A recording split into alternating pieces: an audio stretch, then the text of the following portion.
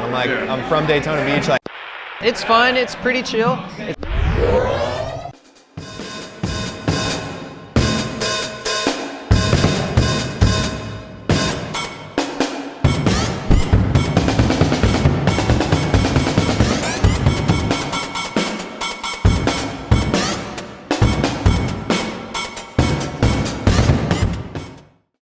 Hello, skateboarders. Welcome to TSM Live Show, Season 7, Episode 1. I'm your host, Tommie Zam. On this episode, we have interviews with Yeager and Devin Bagnoli. You guys ready to get this show started? Let's do this.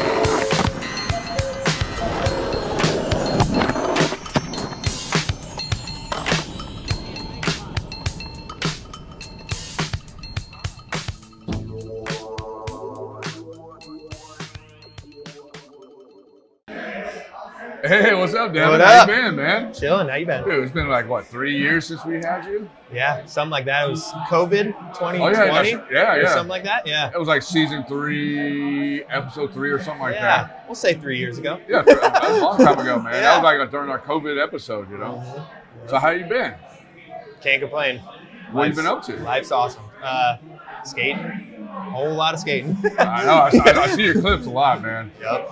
And one of the questions I asked you, when you were on the show, you were a creature, you were an AM for Creature, and now you're pro for Tech. Yeah. How did that work? I mean, like, was Creature like, okay, gave you approval, say, hey, you can go ahead and move on, you know?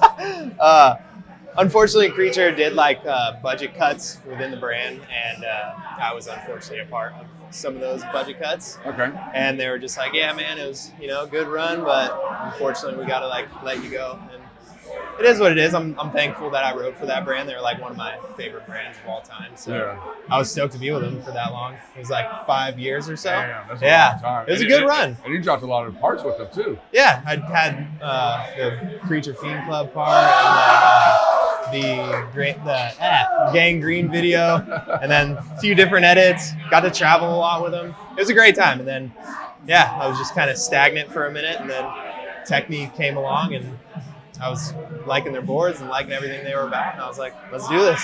And how did they find you? Like, were they like put a search out there looking for you? Like, did they call the National Guard to come get you or something like that? They actually reached out to me on Instagram, and I actually that's great. Hey, social media, right? Social media works wonders. I actually denied them at first. Not denied, but like I just was like, I don't know, it's kind of smaller brand. Like I rode for Creature, so I was like, I want to like kind of keep it in that ballpark. But and then I don't know. They sent me a box of boards. They were like, hey, can we at least send you some boards to try?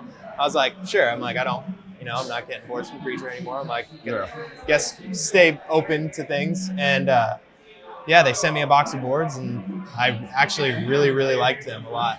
And I was like buying boards from skate shops, like trying different brands, like see like, because I was skating Creature boards for 5 years. So I was like, I'll try a few different brands, see if I like them. What brands did you try out? I skated like Baker boards, Death Wish, Birdhouse, Blood Wizard. Any of those feel like Creature boards, or are they kind of like? Oh no, they're completely different. Yeah, they're good boards. They're great boards, but the Technique boards, I really liked those ones. And then I reached out again, and I was like, I'm down. Let's do this. And those are your pro boards right there? Yeah. So tell us about it. Yeah. This one is my first graphic, and Tim Barron did the artwork on it. Ooh, that's a dope and it was kind of sick. The owner of Techni reached out to me, and he's like, yo, what would you want your first graphic to look like? And I was like, I was like, man, like a motorcycle fucking Grim Reaper ripping through a graveyard or something. Something evil. Like, I'm like, let's do it. So you want a Ghost Rider type style? Yeah, just something evil and fucking spooky looking because I like that style of artwork and stuff. And it was funny. The team manager for Techni, he goes, dude, that's exactly what I was thinking. I was like, damn. You guys are on the same wavelength. I'm like, damn, this is perfect. Let's run it. And then Tim like sent me sketches throughout the process, and it was like he nailed it. And then I sent him like color palette ideas that I was feeling, and he brought it to life, and it came out sick. I'm really stoked on it. That's cool. That's rad. And so tell us a little about Tech. Like, how did they? Do you know a little bit of history about them or anything? I don't know like a crazy amount of history. I know they've been around for like 7 years, 6 or 7 years or something like that. And they're out of Reno, Nevada. Okay. And a lot of the team riders are like very like artist driven. And that's like what kind of drew me to them, that brand. It's like they appreciate artists and they really like, I don't know, they have cool artists work with their brand, and like Chris Markovich rides for him. He's from Florida, so I was like, "That's fucking sick." Oh, you're from Florida? Yeah, too. I'm from Florida. You're from DV, man. My gang. Daytona Beach. Yeah, and I don't know. It seemed cool. I was like willing to take this step, and like I was like, okay, it'd be cool to like help a smaller brand grow. And I don't know. I was like, maybe I should like try something out different that's not like a giant legacy brand, and maybe like grow with them. And I mean, they're helping me out really good, like a lot. So how did they? So did they surprise you turning pro, or what was it like? So. Okay, so I knew that I was turning pro for them. Oh, so they called you, hey, we're turning you pro. No, well, when it came down to like, oh shit. They're trying to get in the video a little bit, you know? When we were talking about like me getting on Techni and everything, he's like, yeah, we'll welcome you on with like a board. And I was like, okay. And then I was like, do we do like a board release party? Like, what should we do? And then, they reached out to like 303 in Denver. That's a shop I ride for. And they were down to like throw like a board release party over there. And they got the date. 303 ordered the boards, and I kind of walked in like to the party that they had, and it was crazy. They like fucking showered me with champagne the whole nine. So it felt like a surprise. Like, I was like, this is sick. Holy shit. I was like, back there, like, I knew it. I was like, I knew it was happening, but it still was a surprise. It was cool. It was like awesome to see like all my homies there. That's cool. Yeah. Family came out and everything. Well, actually, we did another board release party in Florida. Oh, tell me about that one, dude. So that one was sick. I was like, I feel like I owe it to my hometown. I'm like, I'm from Daytona Beach. Like, that's where I'm born and raised. And I was like, I want to do something there. I was like, when I was a little kid, I always wanted to see events at like my little hometown park that like not a lot happens at. And so I was like, hey, can we do a board release party at Bethune Skate Park in Daytona? Yeah. And they're like, yeah, let's do it. And so, freaking planned that whole thing. And then the shop, Daytona Board Store over there, ordered like a stack. And then Ormond Beach Skate Park over there ordered a stack. And then we all like got together and threw like a barbecue / party at my hometown park. And that one was like really sentimental. Like that one, my whole family came out. Tear a little bit? Almost, dude. I like have never seen my whole family in like one place before like that. And I was like, this is cool. Like, this is amazing. And then all my like childhood friends, all the dude, like, it was crazy. It was insane. Like it felt like the whole city showed up for that one. And that one was like, that one hit at home for me. I was like, holy crap. Because that's where you grew up at. Literally. That's where you started your skateboarding. That's where I dreamed like all this at, and I was like, this is incredible, man. So how's it feel being pro? It's incredible. I mean, going from am to pro, like how's it feel? It kind of doesn't feel any different in this. I mean, I've been skating full time for like the last 5 years, so it's like it kind of feels the same in that sense, but the love is incredible. Like getting to like see people ride my board and buy my board, and like skate shops ordering the boards, like that's a surreal feeling. And like, walking in a shop, you're like, oh shit, that's my board. It's crazy. It's insane. And just like on Instagram too, like all the hype on there, people order the boards. I'm like, this is crazy, man. It's like so rad. Yeah, it's like that's stuff you dream of as a kid, and like I'm just like, damn, this is cool. Fucking congratulations. Thank you so much. Well deserved. Thank you so much. And you gave us an edit. Tell about this edit that we're about to watch. Yeah, that's so I worked on this part for 303, and I worked on it for about 6 months to a year, and then dropped it shortly after I turned pro.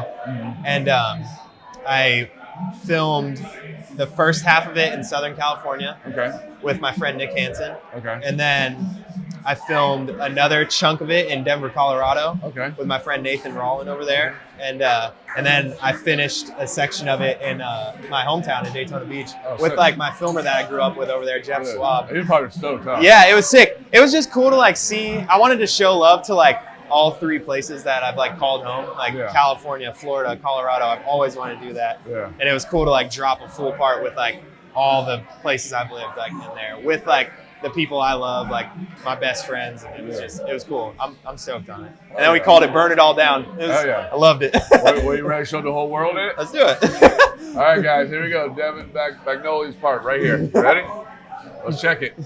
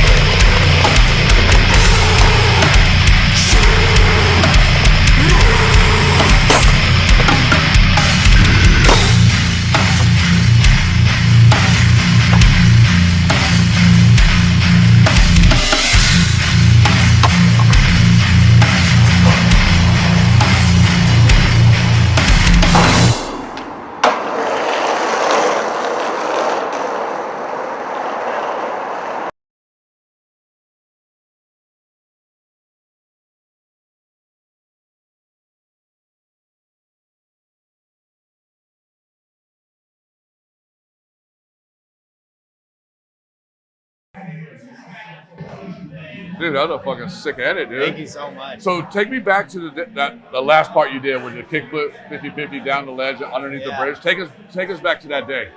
That was really scary. Really? I mean, I saw it. That looked fucking scary. I had always wanted to skate that spot. I had seen it I seen a picture of like one person skating it. They just did like 50-50 in. And I was like, damn, that looks gnarly. Fucking like the support beam of the bridge just like, I'm like. It was low, right? It was like the height of the ceiling. Yeah. No, it was pretty tall, but the ledge itself that's tall. Really? I was like, yeah, it was hard. Because you're a tall guy. It was hard to get onto, and I was like, damn, and not to mention the runway, like, I feel like not a lot of people can tell, like, sometimes footage doesn't do it justice, but like, the runway is so short, and it's like really shitty up there. It's like a homeless encampment up in that little corner. Yeah. And basically, you have to throw down really quick, roll up a shitty bank, roll back down, and then like quickly pop onto this like damn near waist high like metal beam that's like shooting out, and then you got to go into this plunge of a bridge and then shoot into like traffic. It's like an exit for a highway too, so it's like so you're like boom boom boom. How many times did it take you? I can't even remember. I remember I had to do it twice though, because the first one I did, I landed it and I was like, it didn't feel right. I don't know, something about it. I was like, dude, I didn't like the way I grinded on that one. Yeah. And then, I did it again. Thank God I had my homies there, like with the traffic, like holding you're back. You're good, like, or whatever, because I would have got creamed by a car if that were the. Yeah, because those cars like boom, boom, boom. Yeah. Crazy. But, yeah, that was scary. There was a couple attempts where I would like kickflip on and like miss the lock in, and I felt like I was gonna like hit my back on the beam. It was scary, but I was stoked I was able to get something on it. That was sick. Yeah, thank you so much. You see that, guys? Go watch it, or rewatch it again. Now you understand the story. You know? But you also ride motorcycles, right? Love it. What got you into that?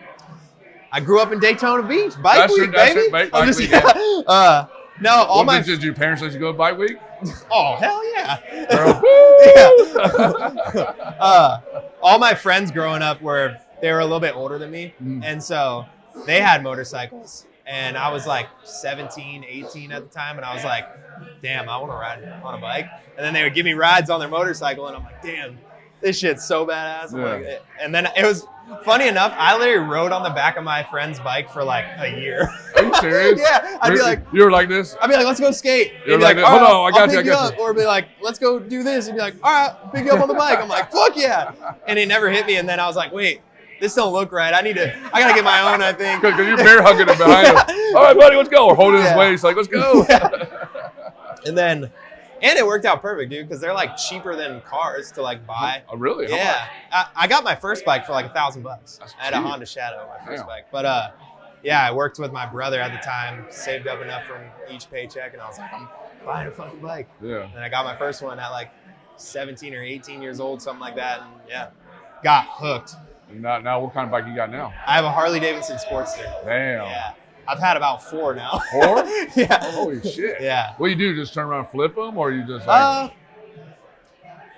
I like kind of the one that I have now. Me and my friend like built it the way we wanted, and my bike before that was the same thing. I kind of like built it out the way that I wanted, and that one got stolen, unfortunately. Oh man. But yeah, I feel like you kind of just like I had at first like an 883 Harley, and I feel like you always want something bigger. You're like, oh, you got to get bigger, better, and then sold that one, bought a 1200, and then. Build that one the way you want it. What's the farthest you've been on your bike? Like, have you taken long road trips? Or like skate road trips, or? Yeah, I've done Colorado to California on a bike. Damn. Yeah. That's pretty gnarly. Brutal. Yeah. Summer or winter? Like the in between time, because winter wouldn't even be possible. Yeah, you gotta wait for that. In summertime, you got that storm. Yeah, you gotta wait for those mountains to like clear up. Otherwise, you're screwed. But yeah, probably that one. I don't know. I've done like Florida to Georgia too, but I don't think that's as far as that. And like all around Colorado, up to Wyoming. But, yeah. And you ride for Fallen though? Or no, I ride for Eateriry. Eateriry, that's what it was. Sorry. No, sorry, Don Brown. No, you're good. So did Eateriry do anything special for you? Are they gonna one day come out with a pro shoe for you? Oh man, are they in the talks or anything? I'm trying to get some secrets here, you know. I don't know about all that. They just hooked me up with shoes for now, but I'm thankful for that. They're like my favorite damn shoes ever. So. What, are you going to go back to Florida for Tampa Pro or what? Yes, I actually just got accepted into Tampa Pro. Congratulations! Like, literally 2 days ago. Congratulations! My TM just hit me up. He's like, "Yo, you got accepted into Tampa Pro." I'm like, "No shit." I'm like, "What?" I told my roommate, I was joking around. I was like, "I got to start eating good. I got to go on like cardio training." I was like, "You got to go to the Olympic skate park and start working out." You might need Willie Santos to teach you. Who knows? Yeah. I'm nervous for that one. That one's going to be – I watched that contest growing up. We got also, too, this is a 30-year anniversary. Yeah. So, all the heads are going to be rolling out there. The big dogs, man. Yeah. So, are you going to do the bowl and the street, or are you just going to do street? Because that bowl contest. Oh, the Madness Jam. Yes. Hell yeah. You got to. Yeah. Yeah, that thing's insane. Definitely will be going faster there. I'll put the speed chains on. You will? Well, we will be there. We'll be there filming the episode there. Hell so we'll be there. Sick. I'll be there a little bit early. I think these guys will come in like a little bit later. And I'll keep the speed chains on. There you go. We'll have to film you on that. So do you got anything coming up, like anything big, anything new with tech, road trip or anything? I mean, Tampa Pro is the one that I was actually really stoked about. That's happening in April. And yeah, that one. And then I don't have any skate trips planned at the moment, but they always pop up like super last minute. Like, you're going to go here? I'm like, all right, fuck it. And then I'm going to Hawaii on Thursday. What? Actually. Yeah, but that's not a skate trip. I'm just going on. You're just going to get out of it? Yeah, me and my girlfriend. I mean, of course you're going to bring your board. Yeah. Be like, hey, babe, go to the beach. I'm going to go sesh real quick. I'll see you in a little bit. Have to. Hell yeah. Yeah, that's and then I'm always working on like video parts too. Like that's like something I feel like is always happening. I'm always like out filming with the homies, so it's like throughout the year, just drop what I can. And then, yeah. And do you feel one of my last questions? Do you feel like now since you're pro, do you feel like you have to step it up more and more? I mean, you can kill it now, but do you feel you have to step up more and more to keep the board sales going and keep your name growing and stuff like that? It definitely adds like a little bit of pressure, but I feel like every time I'm working on a video part, I always like try to put out like my best that I can. And like I always try with like each video part, like, all right, let's step it up from the next one. Let's get like a bigger kickflip, a bigger grind, whatever, like, or incorporate more. Like that burn it all down part, I tried to like incorporate things I don't really do. Like I did manual tricks in there. I'm like, I fucking hate manuals. I saw you do that. I'm like, I don't like manuals at all, but like step out of the comfort zone a little bit and like try to like hit everything, I do see the manual tricks. I can skate a bowl. It threw me off when you do the manual tricks. Like, I have to rewind this real quick. That don't look right. Yeah, don't do those, Devin. Don't do that again. Probably won't see another manual from me. No, definitely. And one last question. What can you tell the upcoming skaters that want to be where you're at, that want to have that dream that you had when you first started skateboarding? What do you want to tell them? Just skate. Don't try too hard. Don't try to be something you're not, and skate because you love it. Don't do it because you want to be pro. You want to like. I didn't get into skateboarding because I wanted to be a pro skateboarder. I skateboard because I love skateboarding, and that's always what it will be, whether I'm pro or not. So that's my advice: is just skateboard because you love it, and do that. Find the right group of homies, and if it's meant to be, it'll happen, Oh yeah. Let the skating do the talking, whatever it is. Let the skate go. Just have fun and love it. Exactly. That's like the best shit you can do. It's like, yeah. 100%. Well, cool. Devin, I'm so stoked for you, man. Everything that happened for you, pro, everything and stuff like that, man. Thank you so much. And, hey, see you at Tampa Pro. Hear that? Tampa Pro right here. Hell yeah. Oh, well, stick around. We'll stick around because coming up next is Daniel Yeager. Thank you so much, buddy. Woo! Thank you.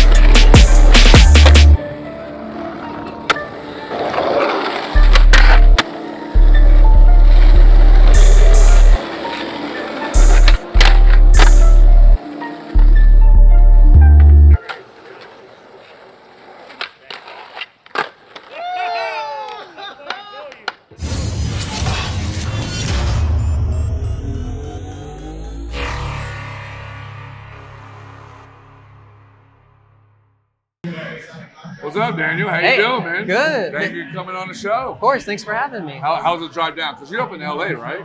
No, not Costa Mesa. Oh, my bad. The complete opposite. Okay. Orange County, bro. Come on. OC area. Yeah. How was the drive up?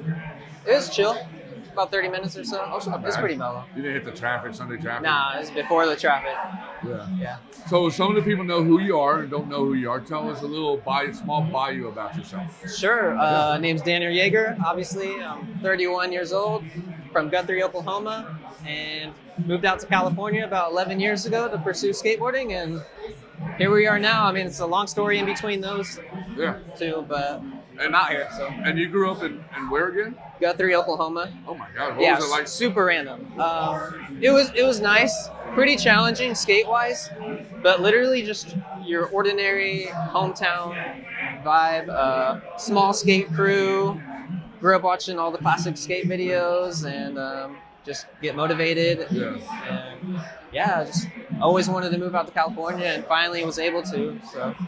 And what was? Do you remember your first skateboard? My very first skateboard. Probably a Walmart board for sure. Maybe like 3 of those before my actual one. Yeah. I do remember my first like professional board, and I got out of CCS magazine. Remember those? Yeah. Obviously, it's like they're still around. Yeah, like my grandma always got them for us. And I remember for Christmas one year, I don't remember what year it was, but I had a Bam Margera Element. With the purple with the pink? It was the pink one. Okay. With Destructo trucks. Okay. And I can't remember what wheels or bearings or anything, but yeah, that was the first board. And I had that one for maybe a couple of years before my brother took it from me and probably gave it away or something. I can't remember. You're like, yeah, I'm over this. So the reason why you went to CCS, because was there no skate shops in your area, or? There was like one local one back then, but it was we just had the magazines, and we always like looking through them and looking at all the graphics, and we're obsessed, you know, we're just little kids, maybe like 10, 11 years old, going through CCS magazines, looking at skateboards. Yeah. I think I just randomly picked one. You're like. I'm like, oh yeah. I watched a lot of Viva La Bam back then, me and my brother. So I was like, oh, I got to get a Bam Margera board. Were you a big Bam fan? Oh yeah, dude, I was obsessed. Did you like do some of those stunts and all that stuff? Not really. It was just like entertainment. And me and my brother, we loved watching Viva La Bam, Jackass, all that. Yeah. We were probably too young for it, but I mean, that was just how it was back then. And then that was like when he was on audio. And I remember one time we actually got to meet Bam and the audio team in Oklahoma City. I can't remember what year it was, but that was crazy. I think Bam was like maybe drunk or something. He had his glasses on, and I was like, I asked him if I could have his sunglasses, and he was like, no, bro. What? Are you ready? You already asked him? Yeah, my brother dared me to ask him for his shades, and I was like, hey, can I get your shades? And he's like, no. I'm like, so if you saw him today, you would, hey, remember the kid asked you for your shades? He would not even recognize me at all. No. He probably like, I don't know what you're talking about. No. So were you like, when you first met him, were you like nervous, scared, or what? Probably. It was such a long time ago. I don't really remember. I just remember being stoked and like hyped to meet the whole team. That's cool, man. Yeah, we loved audio back then. Audio was dope. They were big in Oklahoma. Yeah. Like all the skate shops. They were obsessed. What was the skate scene like in Oklahoma? It was cool. Just like any other random state. I wasn't really a part of the main scene. I was from Guthrie, so we had our few skaters and my friends that we kind of looked up to the hometown heroes. I never really made it into the main like circle in the skate scene in Oklahoma City for a while. Like I was literally just a little kid and skating the hometown vibes. Damn. And then you said there was a skate shop in your town. Was that the main skate shop that you guys always went to, or did they close down and other ones opened Yeah, up? we had a skate shop in the town over in Edmond, and that was called Altered Skates. What was it called? Altered Skates. Shout out to Steve McNutt. Yeah. He was the owner of Altered. I remember that. Yeah, you remember that? Yeah. Yeah, back in the day, he had a little indoor skate park and everything. I used to be a sales rep back in the day. No way. Dude, that's crazy. So Oklahoma was my territory. Yeah, we're still friends with Steve, me and my dad. Like he's still killing it. But yeah, we would just go there. That's where I used to buy skate videos, do like lock-ins or whatever. Where you'd stay all night and just skate the indoor part. Oh, sick. I remember doing those back in the day too. Those are fun. And how far was that from your hometown? Like a good 20 minutes, 5 minutes? Maybe 30 minutes. I mean, it was a little bit of a drive. Like I said, we're from small town. It's not like here where everything's super close. You can go to any shop or whatever. But back then we had to like kind of travel to go skate or find a skate shop and purchase stuff. But it was always worth it. It was normal back then. You know, I didn't know any better. Yeah. And that was your main skate shop you went to, like. Yeah, you know. It was Altered Skates, and then there was some other ones like in Oklahoma City back then, like a Rockalypse and some other ones, but that was the main one that I remember was Altered. That's pretty cool, man. Like, you know, I mean, like just knowing that like you growing up in Oklahoma in a small town, you know, like not having that much skateboard stuff in your life, but you had a town that had a skate shop that supported you and stuff like that. That's pretty rad. Yeah, no, I'm very thankful of that. And so that's what pushed you more and more to be where you're at now, or what? Yeah, I think so. I mean, for the longest time, I wasn't even good at skating. Like when I first started, I didn't even start doing the real tricks until I was about 13 or 14 and started picking it up. Before that, it was just like carry around the board and try stuff and watch skate videos, not take it too serious. Yeah. Until, you know. Well, other than band videos, what was your favorite skate video back then? Back then? Other than audio, too. There's so many skate videos. I don't know. Maybe like Zero New Blood was good. That was a good one. My first skate video that I purchased on my own was the FKD video. Super random. I don't. Oh, was it the one with the like the very first one that came out with the black cover? Probably. It was what Day One had a first and last part in it. Yes, I remember that. And I think I just picked it up at Altered because it was on sale or something. I think maybe my dad bought it for me. But what's funny enough, now I'm like flow for FKD bearings, full circle. It's kind of crazy. That's where you're at. Yeah. And then so growing up and everything, so you stuck with skateboarding. You didn't go to like other sports or anything like that? Or? No, I played a little bit of baseball here and then, like a t-ball or whatever. Wasn't very good at it, but it was fun. I remember doing it. And I think I just like every other skater story, usually if they did play sports, eventually they faded out of it. Yeah. And mine is pretty similar. Just skated more than I wanted to play baseball. Yeah. And then, so why'd you make the jump from Oklahoma to here? What made you to move out this way? Like, was it like just because you saw like this is where I need to be for skateboarding, or? Yeah, pretty much. An opportunity came to me in 2012. I was skating for a company called Endurance Skateboards out of Tulsa, Oklahoma, and their pro rider Zach Archuleta. Shout out to him. I wouldn't be where I am without him. He sort of convinced Joel, who's the owner, that I should come out to California and at least try it. Like he saw something in my skating and knew that like, hey, if you really want to do this, move out here and try it. And I was like, yeah, I took on that opportunity. Parents were not very stoked at first. They were like, really? No, my little baby's moving. They're like, oh, you can't go anywhere. You can't do this. Yeah, but they trusted me and my judgment. And it was, I just jumped on that chance to come out here. And then ever since I moved here, I never went back home. I never moved back just to visit, but just stayed out here. I loved it. I'm obsessed. The parents didn't call you and say, hey, we need you to come back here, Oh, my mom for sure was. She didn't want me to leave. Care packages and stuff like that? Yeah, once she saw, like, I was getting taken care of, and saw that I was around good people, then she was fine with it. That's cool. Sure. That's cool. I mean, it's good to have your family supporting what you're doing. Oh, of course. You know what I mean? And, growing up, like I grew up in the South, so I grew up in Florida. Okay. And growing up in a small town in the South, parents don't really like support you as much as skateboarding. Like, it's just a phase. Yeah, here's a board. Yeah, it's just a phase. But then once they see you get into it, they're more like supportive of what you do. Yeah. That's pretty rad. And then when you got out here, was it a big culture shock to you? Coming from Oklahoma to here, like, was it a big culture shock? Like, what shocked you about it? Oh, definitely. I remember, so when I arrived here, this was 2013 in October, I think. And I arrived super late at night. I crashed. The next day, Zach drove me to like all over Huntington Beach, Costa Mesa, took me to the beach. And I remember driving through PCH for the very first time and looking out and seeing the ocean. And that was so crazy. I was like, dude, this is amazing. That was the first time I've seen the ocean. Really? I had never visited before. Wow. and I was just like blown away. I'm like, dude, the weather is incredible.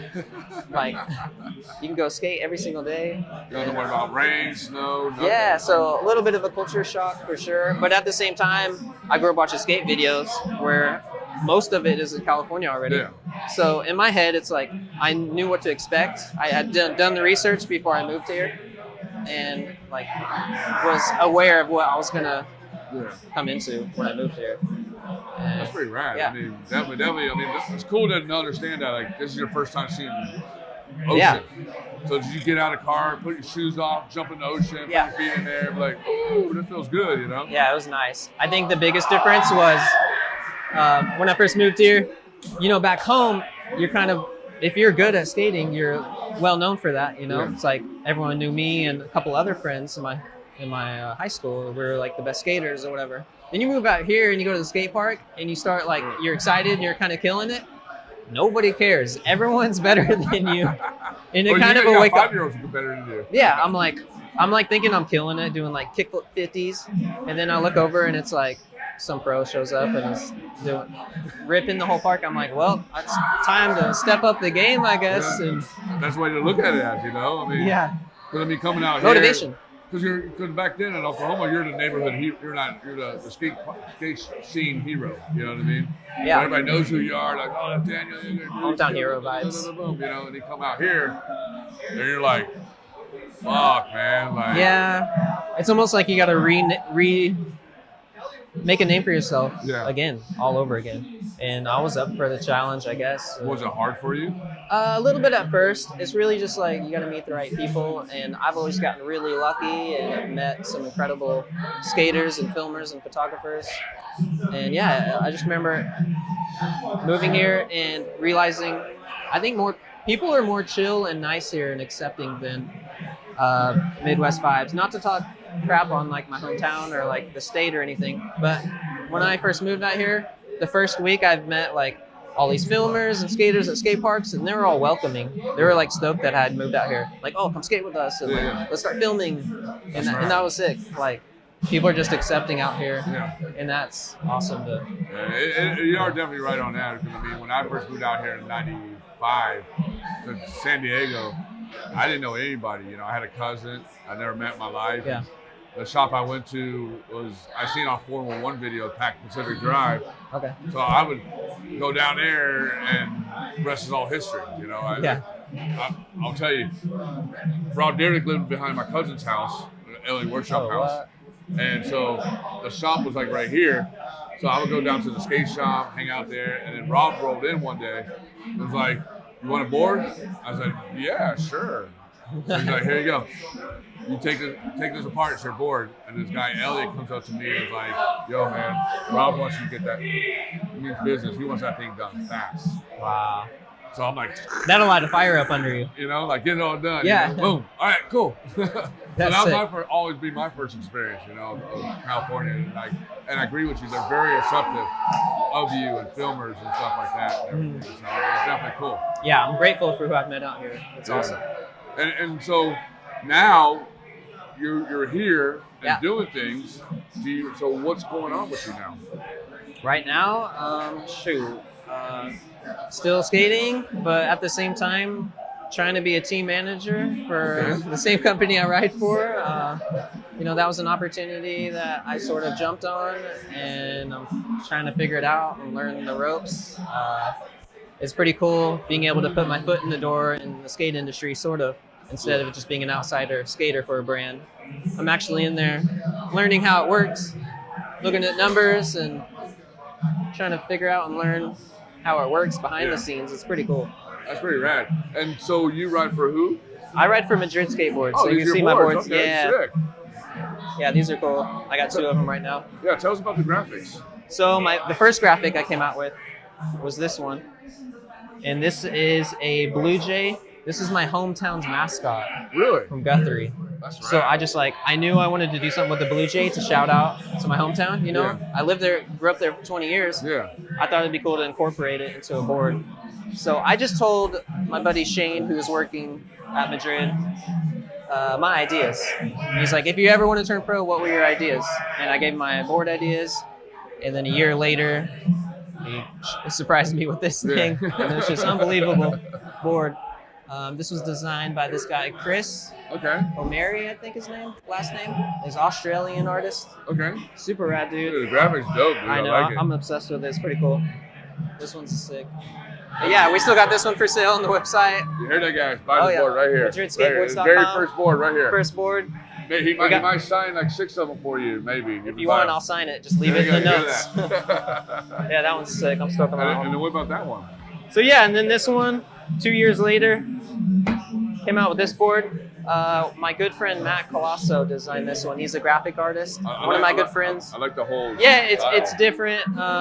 It's a little confusing at first, but when I told him my ideas, I wanted to do something sort of geometrical, spacey vibes. Like Matrix. And he wrote it up, yeah. And this one I saw before it was done, and we made some adjustments so that could fit on the board properly. Before it was like some random space thing up here, and I was like, well, wait, what if we did my name as the the stars combined? I don't know if I've ever seen that. So we turned my name into like the stars. You know what I mean? You look up and you see the whatever it's called, the astral. Yeah. And so yeah, it's almost like you're looking up from the bottom of a mountain or something into space. I don't know. It's cool. It's different. It has a you can like feel the grooves even on the boards a little bit. Oh, dude, I thought that's pretty cool. So the print came out not 3D or anything, but it's still like texture. If they went with 3D glasses, you know, they might see something crazy in there. I love the colors. It's different. I mean, pretty rad. That one's cool too. So how'd you get hooked up with Madrid? Did you like send a sponsor video? How'd you get hooked up? So with Madrid, it's interesting because we're gonna have to go back a little bit, all the way to flypaper grip tape. Okay. Same distribution, Full Circle, out of Huntington Beach. And the way it started was in 2015, I went to a video premiere for Shane Maloney's flypaper video. Okay. He filmed and edited a full-length video. Shane was the team manager at the time at Madrid Skateboards and flypaper before me, like a long time ago. And I went to the video premiere and didn't know anyone at the time except like one guy who invited me. And met Shane, met everyone. Was like, man, this is sick. Like, let's go film sometime. And we instantly became like best friends, basically. Yeah. And we ended up filming a whole project, and that released the following year, 2016. We came out with a video part, my Welcome to Flypaper part, which is arguably one of my top favorite skate parts that I've come out with. And yeah, I got on Flypaper. And at the time on Flypaper, I was still on endurance skateboards out of Oklahoma. And so it's kind of hard to explain all the missing pieces put together, but basically I was on flypaper first, was on endurance skateboards, left endurance for Mystery. I was on Mystery for almost a year. A lot of people don't know that because it came and gone. When Adrian Lopez wrote for it, or Mystery Skateboards. This was. Or was it before the other company that owned it, like D Trucks? It was the new company. It was the new one. Company. Okay. Yeah. If I remember, if my memory's right, I think I've seen some like little Instagram. It was when Steve McHines was team manager, and I still ride for Thieves Trucks, so I'm pretty sure that's how I got on Mystery. That opportunity came. It came and gone pretty quickly, but it was still super sick to like say that I wrote for Mystery, and it kind of boosted me some. And I remember when I left Mystery because I stopped getting some boards. I wasn't sure what happened. Just like a little following out. Nothing bad happened. But Shane was like, hey, why don't you just come ride for Madrid? It's out of the same distribution. I knew what Madrid was. It's like a really old, respectable brand. Yeah. And he's like, and at first I was like, really? I don't know. Like, there's not really a street program. And that's when he told me his ideas. Like, he wanted to reinvent a new street program. Yeah. I want you to come in. We can start filming and stuff again, and eventually we could give you a pro model if it works out. That's right. And I was like, yes, like let's go, like give me some boards. We filmed my welcome part. Yeah. There's a video out there on the Madrid channel called what's it called? 4th of July. It's called American Spirit. Okay, American Spirit. We came out with a skate video. Go check it out on the Madrid YouTube That's my little welcome part. I filmed that in about 3 months, like four minutes of clips. Damn. Not my best stuff, but like we would just go out every other day and just whatever I could get for a video, that's what we came out with. Still pretty cool to this day. And that's how I got on Madrid, is through Flypaper. And I wouldn't be where I am today without Shane Maloney hooking it up Don't know how he pulled the strings on that, get me aboard and everything. But that's pretty incredible. That's rad, dude. Very thankful for that. That's definitely rad. Yeah. That's cool to know that history of how you got all that happening. Yeah. And you gave us an edit. Tell about this edit we're about to watch. This edit, I think this is from a couple different video parts. Just some raw footage. This is already out there. Okay. But still some of my best clips that I just put together for you to check out. I think that was from some might be from my flypaper part. I'm not sure. Could have been from my DVS part when I rode for them for a year. Okay. And my pro part for Madrid Skateboards. Okay. That came out in 2020. Okay. Yeah. You want to show everybody it? Yeah, All sure. right, cool. Let's go. All right, definitely. All right, guys. There we go. Let's check out Daniel Yeager's video right here.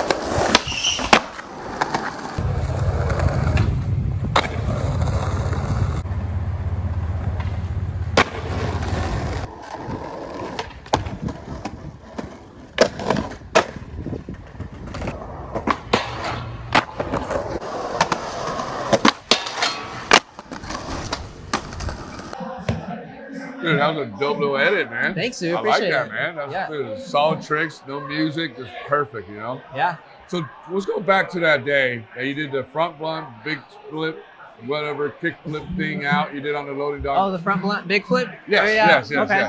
I was trying to figure out what that was. Yeah, you know? yeah. Well, take us back to that day you did that. I don't remember the exact day, but dude, that day was crazy.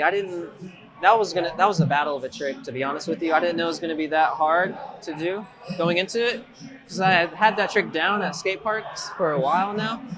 And obviously, a street spot, it's gonna be way gnarly. Yeah, because you got the cracks, you got the elements and stuff like that. That was during COVID, and I remember that rail was open. It got unknobbed. Thanks for Knob Buster. They took the knobs off that rail, and I was like, dude, this is my one chance to go do this.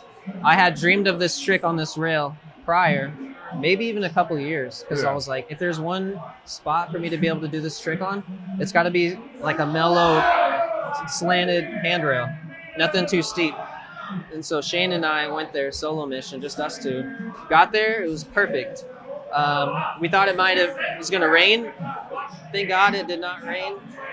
And started warming up on it. It was a super good rail. A little bit tallish for front blunt. I don't have the highest pop, to be honest.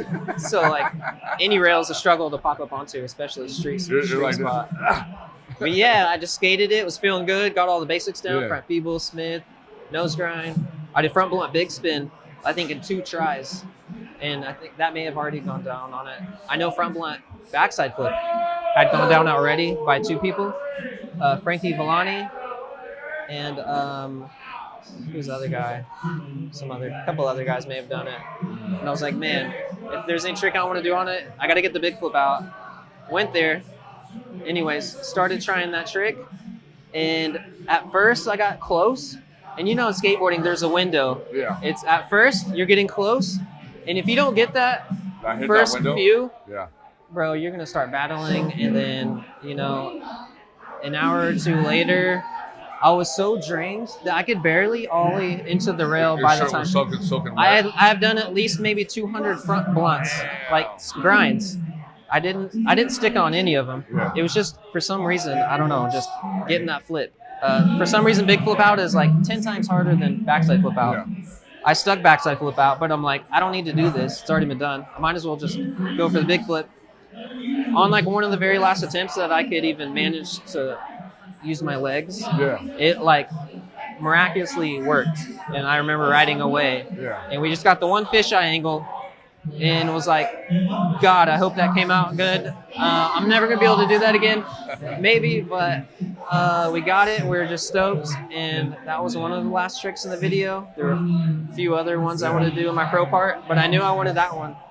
And it was hype. That one was. That was a sick trick. Thanks, appreciate it. That was sick. I had to rewatch it a couple of times. I'd rather go back and rewatch it. I was like, well, it was like a this and that.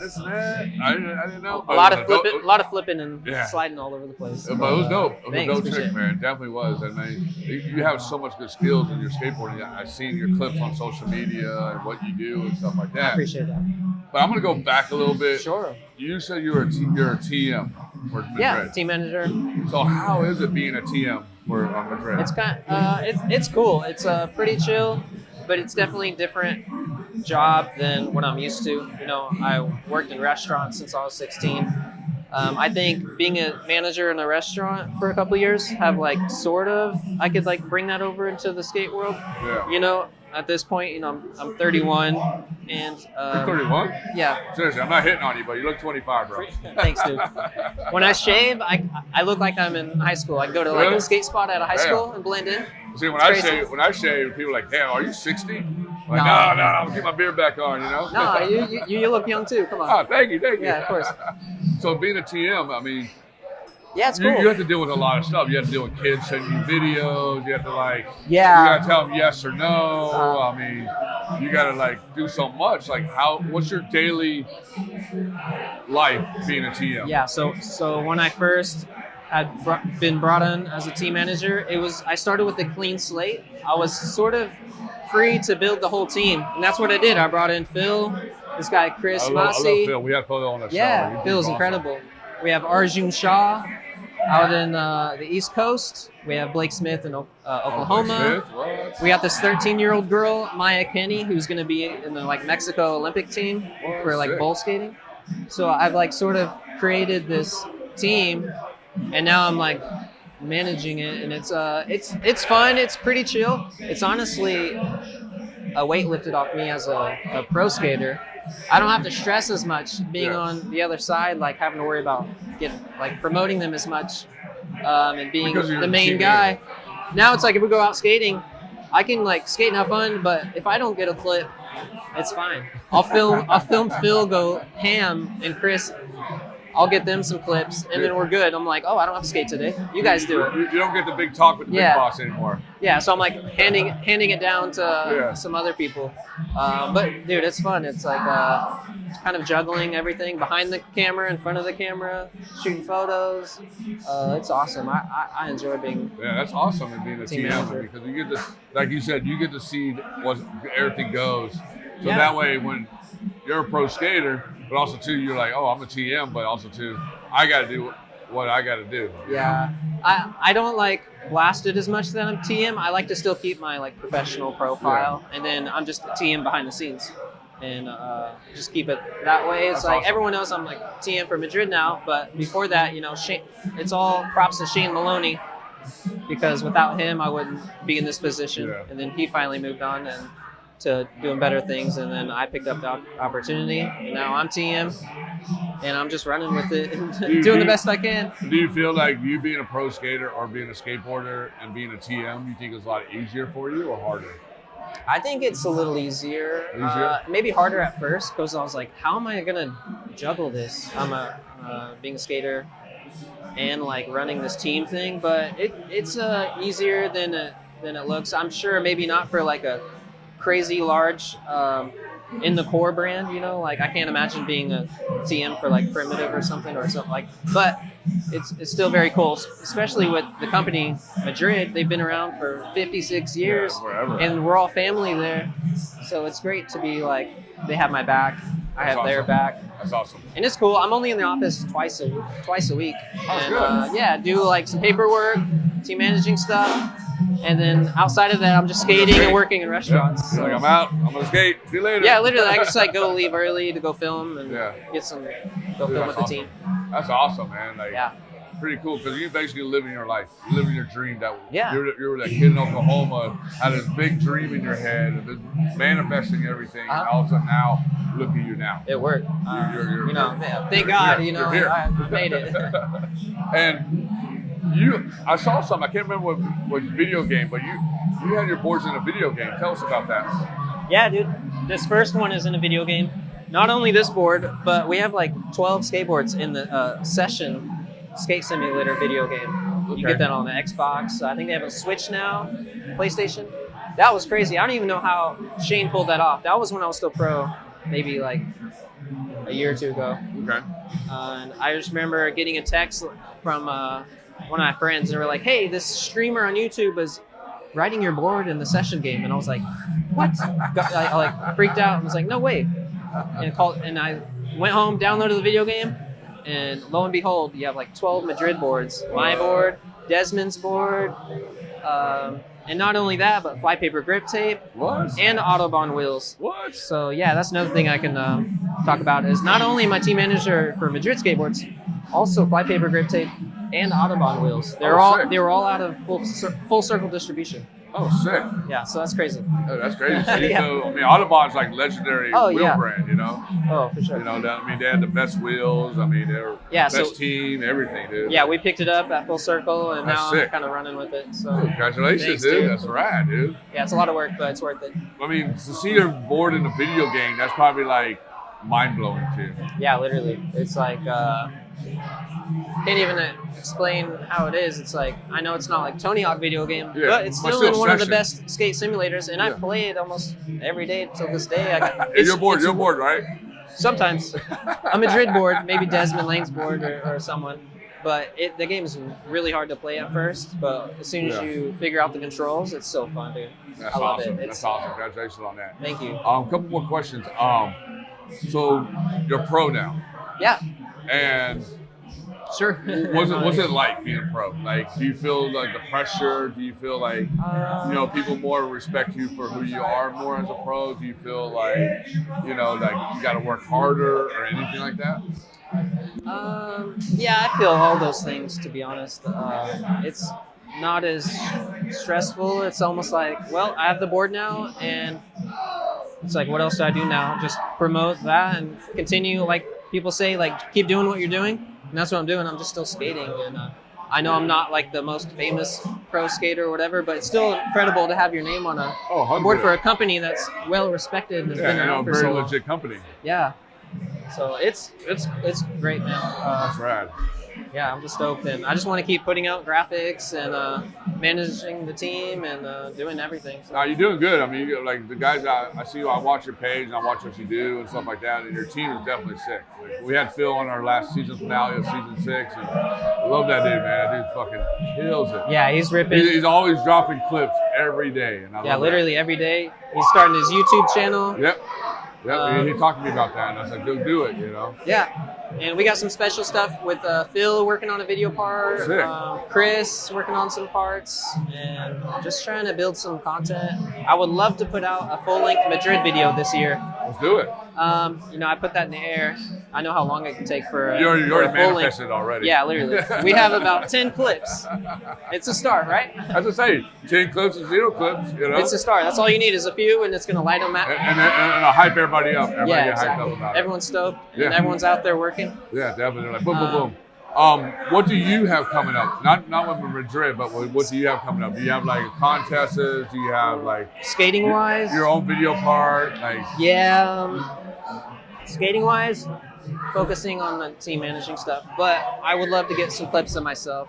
Also, obviously, it's like that's part of being pro. You got to go out there. Also, there's some tricks in mind that I want to accomplish in the streets.